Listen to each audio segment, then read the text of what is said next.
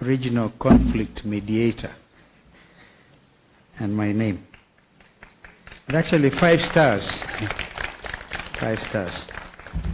Well, ladies and gentlemen, and Madam Evelyn Bright, I like the name. Yeah, and then Ausa. This gentleman is in charge of 72,000 CBOs in the country. And how they managed to do this it remains a mystery. And CMA, it's amazing that you're doing this for the first time. We congratulate you. And I also want to congratulate my fellow awardees in the various categories. And I'm sure that I would have loved to join them at the Serena, but there was a bit of a mix-up. We were ready to go to Radisson Blue, then it was changed to Serena.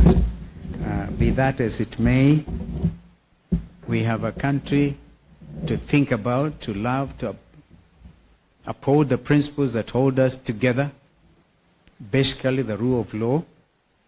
And we have a region that is in dire need of mediation. And even before you go to the region, the country itself. I happen to be a certified mediator myself, and I went through a mediation course. And I'm sure that may not have been captured. But people remember that when we were given some jobs to do by 2 presidents, President Daniel Arap Moi at that time as a young foreign minister. And if you allow me to mention Evelyn, you just mentioned to me that your grandmother is a famous Elizabeth Bagaya, who served as foreign minister in Uganda. And now she's doing regional work, literally. Can somebody hold this for me? Now that I've taken possession. So you see, you have that DNA of working for regional well-being, the integration of East Africans. I gather from Evelyn that the next stop will be Dar es Salaam in February. And I will want to bring on board people like my friend Jakaya Kikwete and others. And I remember that Kenyans and East Africans will have forgotten that I was actually given the responsibility by Bayao, believe it or not, by 3 presidents. President Yoweri Museveni, President Moi, and President Ali Hassan Mwinyi, to jumpstart the East African community. That time it was just cooperation. And I was the first chair of that ministerial tripartite commission. My colleagues were president at that time. Foreign Minister of Tanzania was Regasira. Kikwete had not even been appointed foreign minister. And Rugunda, who later became Prime Minister of Uganda, was also the foreign minister of Uganda. We worked with speed because we recognize East Africans made a terrible mistake when the East African community collapsed in 1977. Again, unknown to Kenyans and East Africans, she told the police to their face. And even as we speak, those issues have not been sorted. We heard from this administration of William Ruto that they were going to compensate the youths who lost their lives. The families are still waiting. No compensation, no talk even, no indication whatsoever that you are willing to talk to these parents. Well, I think it is important. Justice demands that we don't make promises that we can't keep or we don't intend to keep.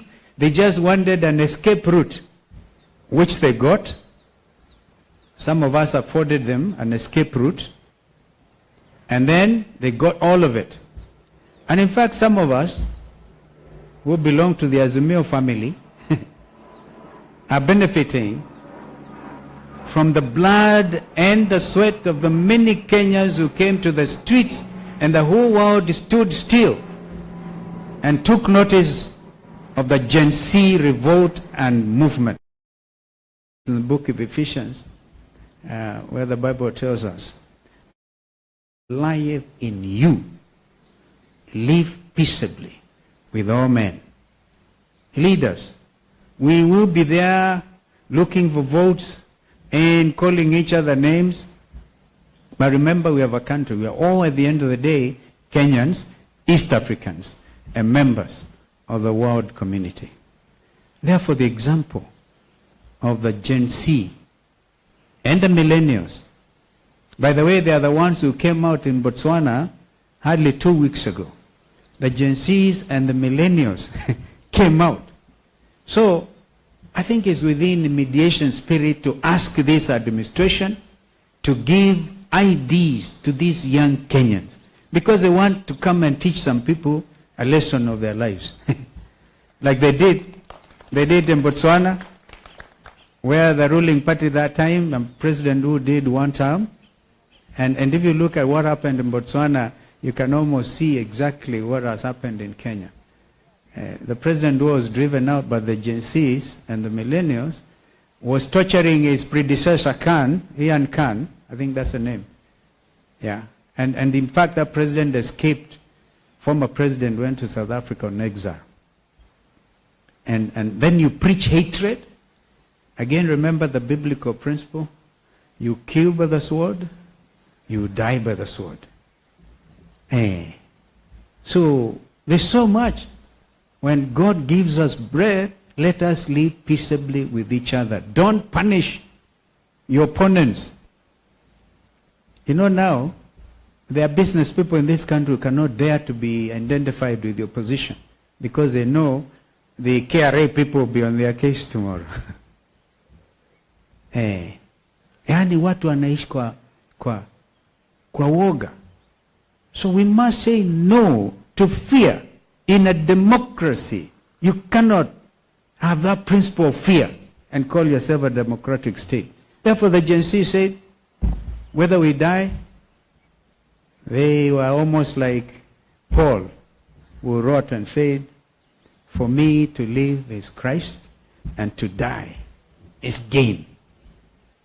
They said to die is gain.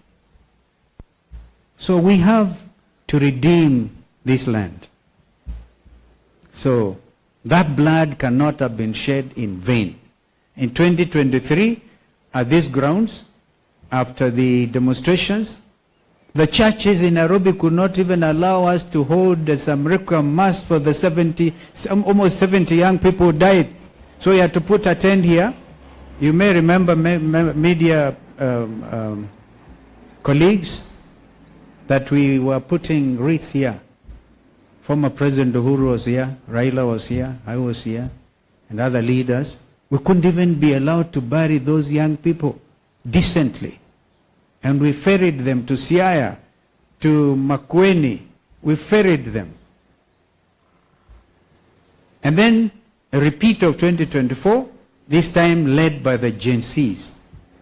So there's time now, there's need for us to talk mediation and ability to live together as Kenyans. Though we will disagree, as indeed we ought to, in a democracy, but let us remember that what is it that is the nexus holding us together? Our Constitution 2010, bequeathed to us by President Kibaki. At least hold that. Let's hold to that constitutionalism, that sense of constitutionalism and the rule of law. And when we say tumeumizana, people should be say sorry literally and do something about it. We will on Friday here be addressing a very critical issue because our research team is on it. So media, don't be tired. We want to talk about this vaccination of 22 million cows. Mutashangaa kabisa the reason behind it. People using climate change debate say our cows produce methane gas, which is okay. Our cows, right? And because of the clever Kenyans actually do biogas. They cook with it. Now they want to vaccinate our cows in order to stop producing. Yeah, can you imagine? Because they say you in offend the ozone layer, and to use Kenya as a guinea pig. So after this vaccination of 22 million cattle, we will be eating meat that has been genetically modified. It's not enough that they have lifted the orders on GMO and we have gone to the appeal court. GMO imekubalika. We need therefore this mediation spirit in us so we know, tell each other the truth. So this is really, come to think of it, this is dangerous stuff. But we'll be talking about it on Friday. When Jeremiah Kioni kept on talking about this over the weekend, I was wondering, what is Kioni talking about? Until the reality has hit me. So, we will say a polite and firm no to some of these machinations. And we'll ask our people. By saying no, we are not saying you don't belong to Kenya or you want to immigrate. No, this is the only land. This is our land. Yeah. In the book of Isaiah, Kenyans have tried to identify where Kenya is. The land beyond the rivers of Ethiopia. So this land is important. Kwa hivyo mimi nawashukuru sana. I don't know whether it will be in order for me to ask one or two of my colleagues. Yeah, Paloma. We take a picture first. We face that way.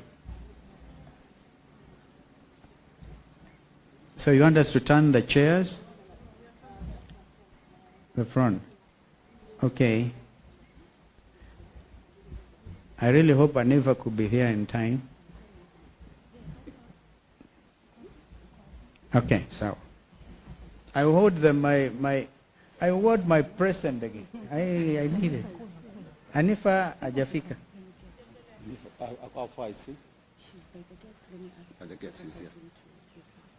You know, this again is the Law Society. Yes, justice. Justice. Let justice reign like rain. And balance yourselves. Thank you. Robert, maybe Robert could join us somewhere. Robert is a deputy.